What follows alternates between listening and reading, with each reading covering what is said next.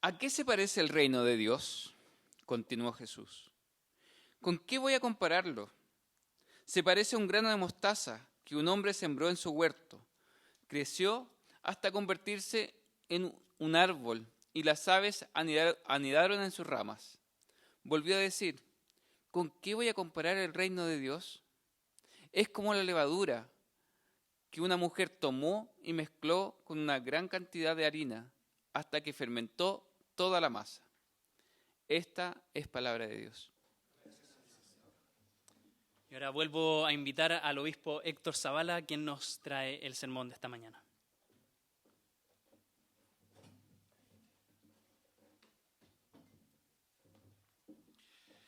Bien, vamos a ir ahora a la palabra, pero antes de exponerles la palabra me gustaría darles algunas explicaciones, tal vez algunos avisitos de lo que está ocurriendo en la vida de la Iglesia diocesana.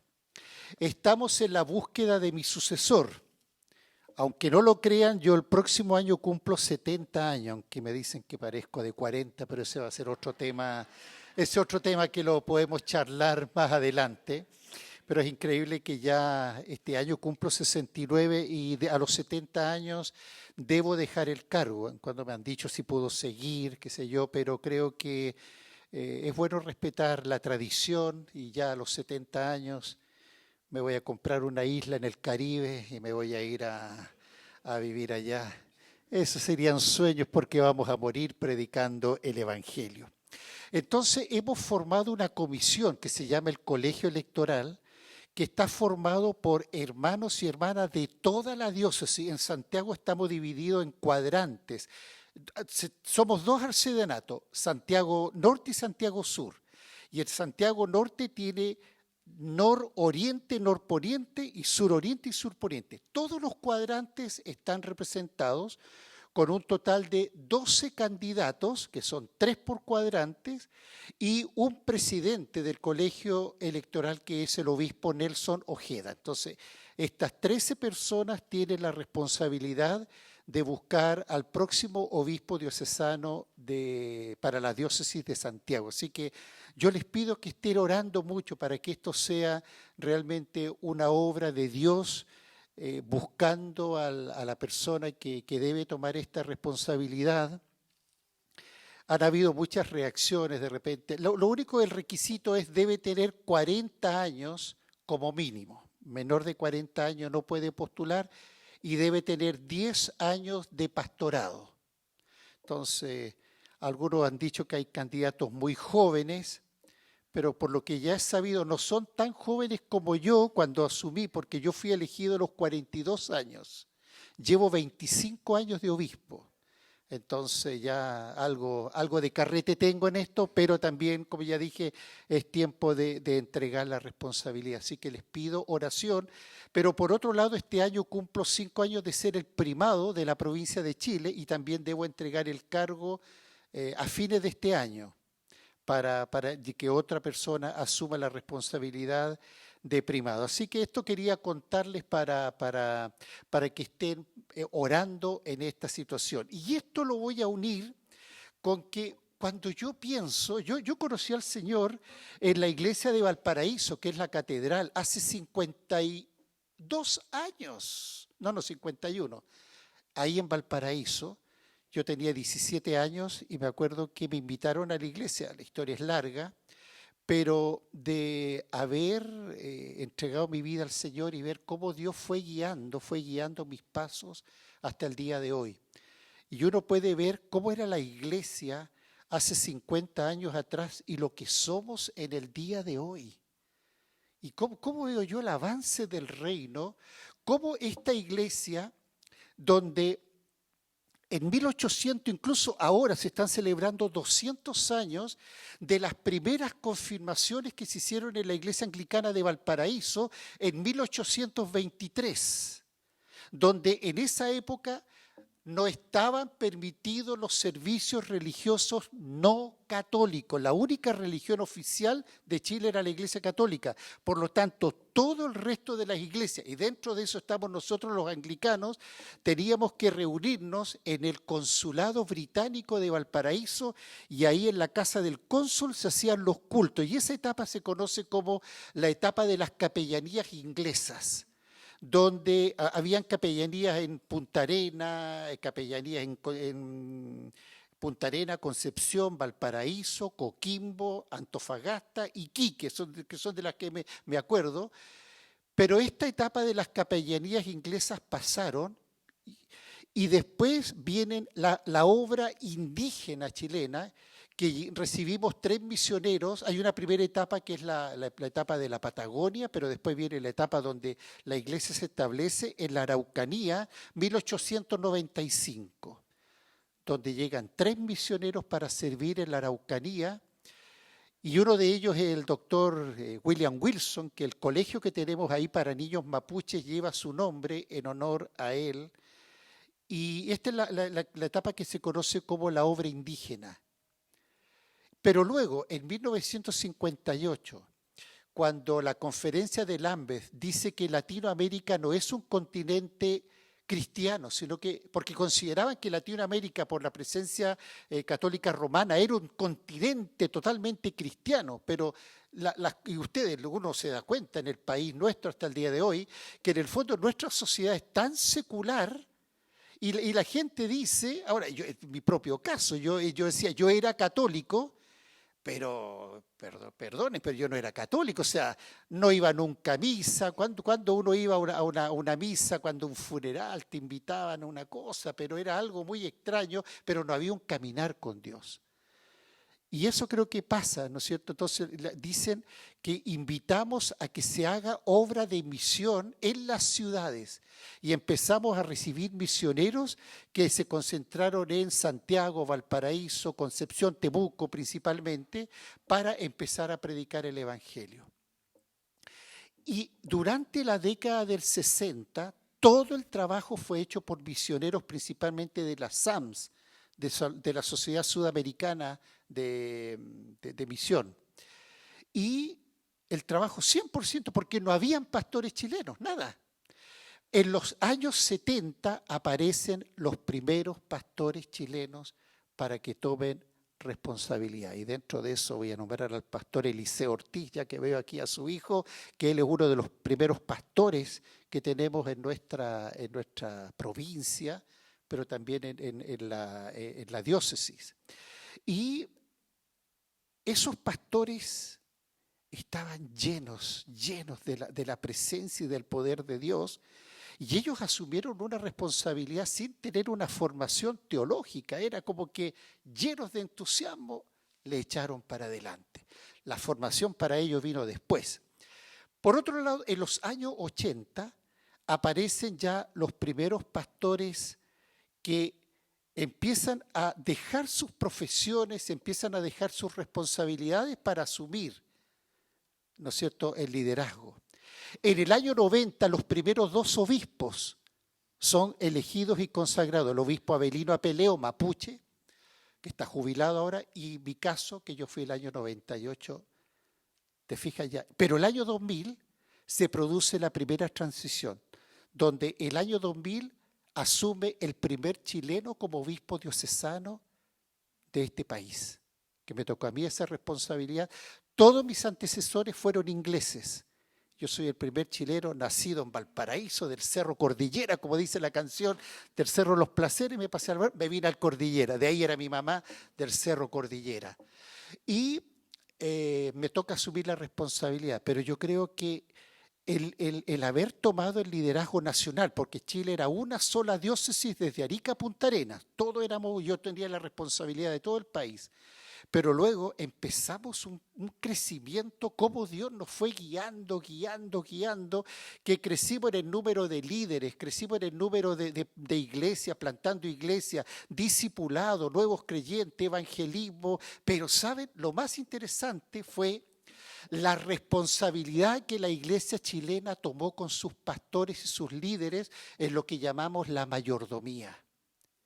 El año 2000, el 85% del dinero venía de Inglaterra, de las sociedades misioneras. Y creo que me quedo corto, creo que era más, pero dejémoslo con un 85%. Solamente el 15% salía de nuestras arcas chilenas. El año 2018 fuimos inaugurados, y varios de ustedes estuvieron ahí por el arzobispo de Canterbury, como la provincia número 40 de la Comunión Anglicana, que es la provincia de Chile. Y de ahí, de una diócesis, ahora éramos 4 diócesis: Valparaíso, Santiago, Concepción y Temuco, abarcando todo el país. Y saben que el 2018, el 95% del sustento hasta el día de hoy viene de Chile. Dejamos de depender, y eso es bueno, porque en el fondo cuando uno mira tanto que te den, y tú no levantas tus recursos, no es bueno, la iglesia no se desarrolla. Y de ahí, hasta el día de hoy, la iglesia chilena se autosostiene. Entonces, ¿por qué les cuento esto a modo de introducción?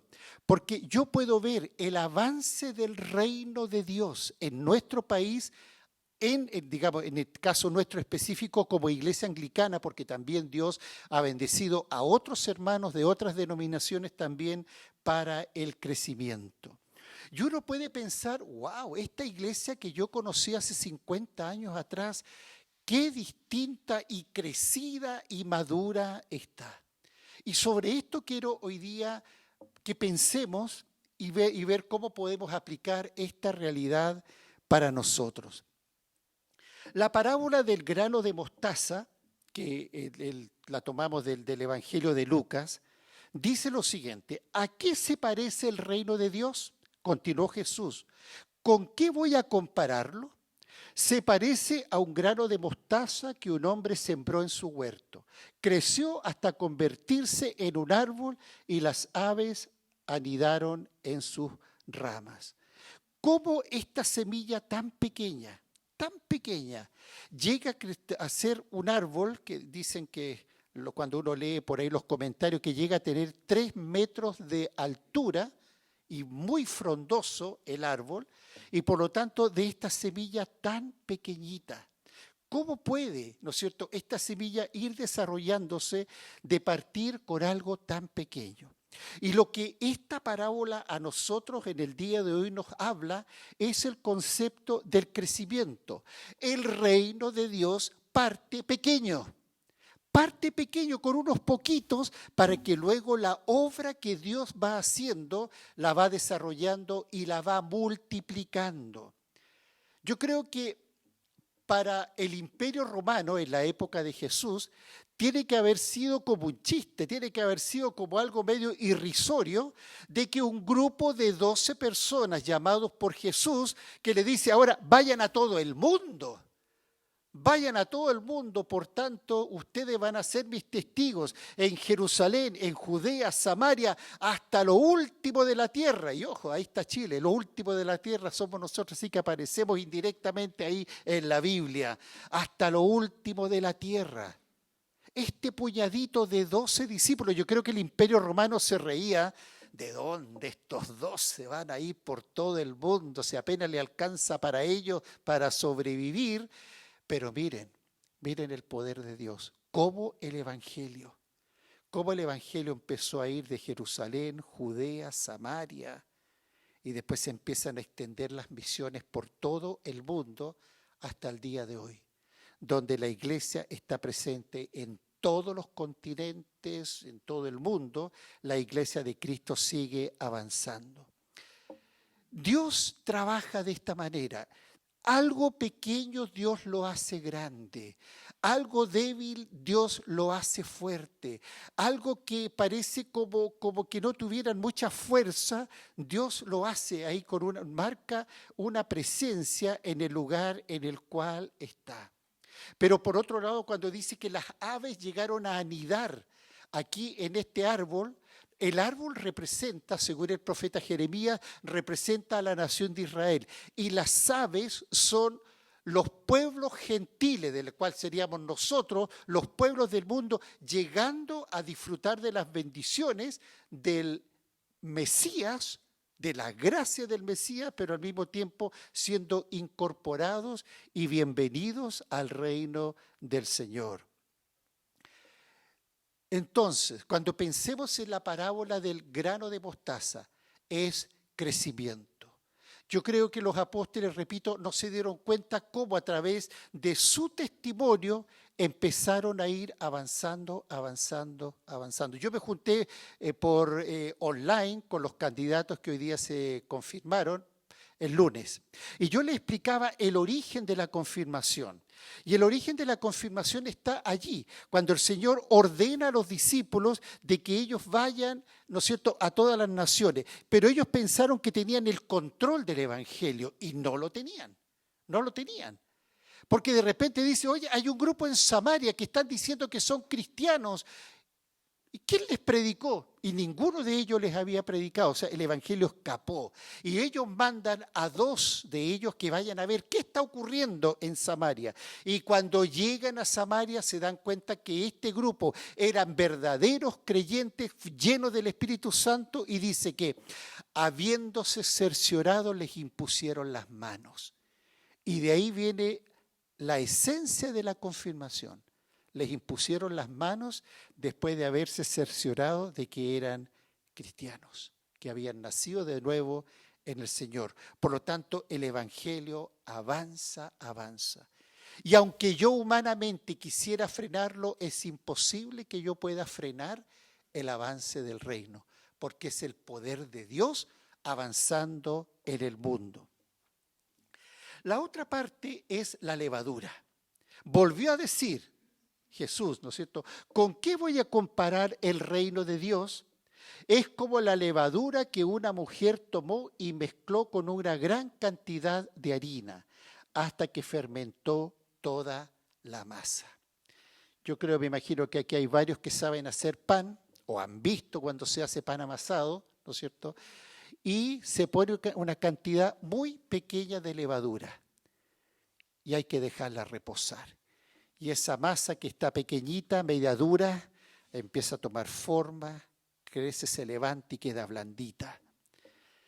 Es el trabajo de la levadura, donde el concepto de la levadura es influenciar, afectar, en este caso toda la harina, toda la masa, para que esté lista para ser cocinada. La influencia de la iglesia, aplicada ahora en el contexto de lo que estamos viendo, es la influencia de la iglesia en el mundo, es la influencia de la iglesia en todas las naciones, que como también en otros textos bíblicos, la presencia del Señor en el mundo no hace que el mundo esté peor de lo que está. La semana pasada, la anterior, 2 semanas atrás, me tocó estar en Cholchol, que es una de las ciudades que recibe los misioneros originales, y para inaugurar las nuevas dependencias del IBR, del Instituto Bíblico Rural, que el CEP, en este caso, es para formar a los pastores y líderes en las ciudades, pero el IBR es para formar pastores de los campos, hermanos que viven de la agricultura, hermanos que viven de los animales, y ellos en su vida tan sencilla son líderes y pastores en los campos, y para ellos ahora tenemos un seminario.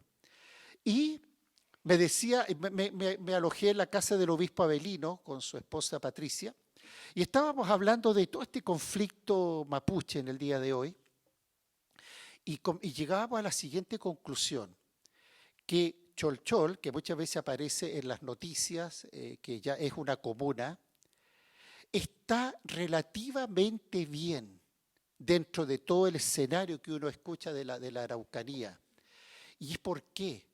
Porque hay una gran cantidad de cristianos en la ciudad. Y eso permite que la ciudad se mantenga un poquito más sana, que la ciudad se mantenga con buen ánimo de esperanza y con deseos de avanzar. Y la respuesta era el Evangelio. Esto es debido a que el Evangelio ha tocado la ciudad y hay que seguir avanzando en esta labor. Y de eso se trata, en que cuando uno piense en que la obra de Dios como reino avanzando, esta levadura, tocar la vida de las personas para llevarlas a una conversión y para llevarlas a una transformación de vida, es justamente lo que hace la levadura, lo que hace el reino de Dios, lo que hace el poder de Dios en la vida de las personas. No te olvides, incluso los testimonios que acabamos de escuchar son testimonios que tienen que ver con conversión y con transformación, como la vida de cada uno de mis hermanos y hermanas que hoy día se confirmaron, primero tuvieron la experiencia de convertirse a Cristo, pero también ser transformados, sus principios, sus valores, donde cada uno de nosotros llega al Señor con los principios y los valores del mundo, de la sociedad secular, para empezar a adquirir los principios y los valores del reino de Dios. Por lo tanto, entendiendo entonces estas dos grandes palabras, crecimiento e influencia, es donde yo quiero hoy día animarlos a ustedes. Donde primero dar gracias a Dios por la vida y el testimonio de cada uno de ustedes. Me alegro de estar aquí hoy día, de ver que incluso está la iglesia, veo que están muy animados, están con mucho deseo de seguir avanzando. Y cuando el pastor Juan Esteban vino a hablar conmigo, porque él sentía en su corazón el deseo de ir a estudiar, formarse y tener una experiencia fuera del país, la gran pregunta es, ¿qué va a pasar con Ñuñoa? ¿Qué va a pasar con la Iglesia Cristo Redentor? Porque la verdad es que lo hablamos varias veces, no una vez. En la primera vez como que quedó pensativo y la gran duda, y esto es muy humano, ¿y si se viene abajo la iglesia y no queda nada? Se va hasta el Pato Torres, se va de la iglesia, imagínense, ya no queda nadie entonces, ¿no es cierto? Oye, les voy a cobrar por el patito, porque el patito era mío allá en la Florida, así que vamos a llegar a un acuerdo, ¿no es cierto, patito? Vamos a cobrar esa parte. Entonces, imagínense, pero después vino Juan Esteban, pero meses después, ¿no? Obispo, quédese tranquilo que Ñuñoa no se viene abajo. Ñuñoa va a seguir adelante, va a seguir avanzando, porque está madura en el Señor. Y eso a mí me encanta escucharlo, porque cuando a mí me eligieron obispo, yo era pastor de la Florida. Y un hermano de la Florida me dice, porque ya en las parroquias, como me eligieron obispo, yo me iba a ir de la iglesia para asumir mis nuevas responsabilidades. Y él me dijo, pastor, si usted se va, yo me voy de la iglesia. Entonces ahora, humanamente hablando, sería como sacar pecho de orgulloso. Chuta, imagínate si yo me voy y él se va, como que me infla el ego. Pero es aquí donde uno tiene que tener la cabeza fría y el corazón ardiendo para Cristo. Y yo le dije, hermano, ¿por qué no te vas al tiro mejor de la iglesia? Ándate ahora. Y sabes, lo más triste para mí es que he hecho un trabajo malo. Porque mi labor es llevarte a Cristo. Mi labor es hacer que tú seas un seguidor de Jesús. Que seas un discípulo de Cristo y no un seguidor mío del pastor. Los pastores cambiamos, los pastores nos vamos, pero Cristo permanece. Y fue lindo ver que este hermano después asumió responsabilidades con el nuevo pastor y se comprometió, y hasta el día de hoy está comprometido ahí en San Lucas de la Florida. De eso se trata, y eso yo veo en ustedes y los felicito, donde su mirada no estuvo en el pastor, Juan Esteban en este caso, sino que su mirada estuvo, sigue y estará en el Señor Jesús. Y por lo tanto yo les animo a que sigan pensando en el concepto del reino de Dios y piensen cuáles son los pasos que Dios quiere que nosotros demos para poder seguir creciendo en el reino de Dios, y de ahí les voy a plantear un desafío, pero por otro lado, seguir influyendo en los lugares en los cuales Dios nos llama a servir. La iglesia tiene que estar involucrada en el quehacer, en el entorno en el cual están ministrando y sirviendo, pero por otro lado están llamados a seguir sirviendo y para crecimiento también del reino. Y esto requiere de sus discípulos, de nosotros, desarrollar paciencia, obediencia y perseverancia. Porque justamente esto es lo que Dios espera de nosotros como seguidores del reino del Señor.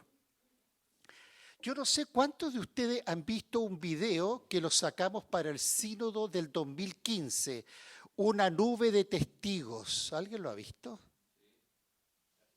Sí, por ahí. Poco, poco. Les invito, debe estar en la página de la IH. Miren, son 2 horas de video donde relata toda la obra misionera del país, de estos misioneros que llegaron en 1962 y empezaron a establecerse y cómo la iglesia fue creciendo. Es muy animante ver los testimonios. Véanlo, métanse a la página www.ih.cl y ahí van a ver el video Una nube de testigos. Se sirven un cafecito, un sanguchito, y se ponen a ver ahí el video y van a disfrutar de cómo Dios hace la obra. Y de eso se trata. Estos hermanos simplemente vinieron para dar testimonio de Jesús y la obra y el fruto finalmente fue de Él. El capitán Allen Gardiner, mucho antes,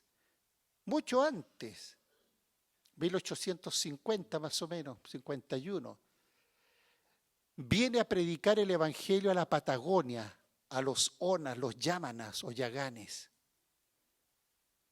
Ustedes saben que esta historia es muy larga, pero él llega y los indígenas lo acorralaron. Él y toda la tripulación murieron de hambre. Nadie se salvó. Fracaso humano. La obra misionera del capitán Gardiner no sirvió para nada. ¿No? ¿Saben ustedes que cuando encuentran los cuerpos muertos, llega la noticia a Inglaterra, el hijo del capitán Gardiner, Alan, su hijo tiene el mismo nombre, dijo, yo voy a seguir los pasos de mi papá de llevar el evangelio. Y se fortalece el trabajo misionero. Entonces, nunca te desanimes. Cuando tú pienses que a lo mejor nadie te escucha, que a lo mejor tú estás compartiendo a Cristo y no interesa. Esa no es tu labor. No te preocupes, tú sé fiel al Señor y anuncia lo que tienes que anunciar. El fruto va a pertenecer al Señor. Humanamente, repito, el capitán Gardiner tal vez fracasó, pero el fervor misionero que viene después, empezamos a recibir gente que venía dispuesta a anunciar el reino de Dios a nuestro país. Tenemos muchas formas en las cuales servir a Dios. Se mencionó recién, ¿no es cierto?, por ejemplo, el ministerio de Cursillo, que aquí tenemos a la presidenta nacional del Cursillo, y nuestra hermana Pía está con nosotros acá. El ministerio de Cursillo, una forma de servir a Dios. Por otro lado, hablaron de los encuentros matrimoniales, también formas en las cuales la gente puede conocer a Dios, pero están los testimonios, labores evangelísticas, campañas. Ahora viene el MOU, si no me equivoco, el MOU viene la próxima semana. Entonces, hoy día parte el MOU que ayuda, ¿no es cierto?, en esta labor de extensión del reino de Dios. Y por lo tanto, hermanos, Dios se mueve en las pequeñas cosas. No esperen ustedes que como que Dios siempre va a hacer las cosas, Dios hace cosas grandes, pero su poder se va manifestando en una casa, ustedes le llaman GPS, creo, ¿no es cierto?, grupo pequeño semanal, el GPS. Ahí se manifiesta el poder de Dios. En un pequeño grupo en la casa, Dios empieza a tocar las vidas. ¿Cuál va a ser el próximo paso que ustedes van a dar? Porque yo quiero invitarlos hoy día a recuperar el espíritu misionero que tiene la iglesia desde sus orígenes. Somos todos nosotros misioneros del Señor, todos nosotros. Y por lo tanto, que este espíritu misionero nosotros lo podamos recuperar. Quiero llamarle la atención en el siguiente sentido, en el buen sentido de la palabra, por supuesto. Habíamos acordado, unos años atrás, plantar la iglesia de Temacul, ¿se acuerdan? Entre Ñuñoa y Peñalolén. Lamentablemente vino la tragedia de la muerte de la hija del pastor de Peñalolén y eso se frenó. Pero es tiempo de recuperarlo. ¿Y quién nos dice por qué no plantar la iglesia de Macul? Empezar a orar. Y puede surgir de un grupo GPS, como surgió la iglesia de San Joaquín, donde había un grupo de providencia y un hermano dice, yo vivo en San Joaquín y ofrezco el living de mi casa. Y en el living de la casa de este hermano partió la iglesia hoy día de San Joaquín.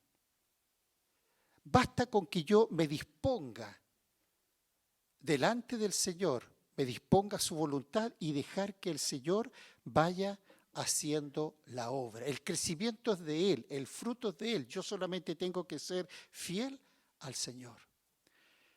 Termino mencionando la lectura que tuvimos de Filipenses, donde Filipenses da gracias al Señor por los hermanos de Filipos, pero luego dice, cada vez que me acuerdo de ustedes doy gracias al Señor. Pero el que comenzó en ustedes la buena obra, la va a perfeccionar, la va a terminar. Por lo tanto, el Señor ya comenzó una obra en esta iglesia. Yo veo bastantes hermanos y hermanas. ¿Por qué no nos multiplicamos? ¿Por qué no pensamos? No me gusta la palabra dividir, no, mejor multipliquémonos y pongámonos a orar. Señor, ¿cuál va a ser el próximo paso misionero? Vamos a ir como una semilla de mostaza, vamos a ir como un poquito de levadura, pero queremos afectar, queremos influir, queremos llevar tu reino donde tú quieres llevarnos. Y yo con estas palabras quiero hoy día animarlos, hermanos y hermanas, a recuperar este espíritu misionero de avance, de crecimiento, de influencia a través del reino de Dios, usando nuestros propios testimonios. Y de esa manera vamos a decir, como dijo Isaías, qué hermoso es ver al que llega por las colinas trayendo buenas noticias. Noticias de paz, noticias de salvación. Y le dice a Jerusalén, tu Dios reina. Y donde quiera que vayamos, que la gente pueda decir y poder ir diciendo, el Señor reina. ¿Cuántos dicen amén? Padre, te damos gracias por esta palabra que nos animas hoy día. Solamente nos disponemos a ti para que tú nos uses como esa pequeña semilla de mostaza o como esa poca cantidad de levadura. Por Cristo nuestro Señor. Amén.